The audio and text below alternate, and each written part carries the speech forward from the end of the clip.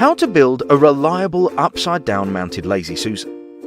The idea of a rotating platform has been used for years in corner storage units. Why not incorporate it elsewhere? To clear up counter space and add a new wrinkle to your kitchen, drill holes on a circular wooden Lazy Susan equidistant from one another as if it is like a clock.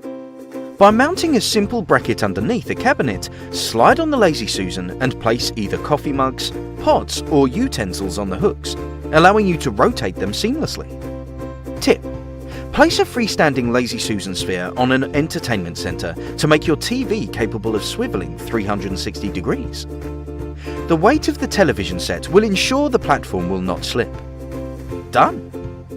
Next time, we are going to discuss how to upcycle bookshelf kitchen island. Stick with us. Follow pasted link inside description to find more detail. And, as always, thanks for watching.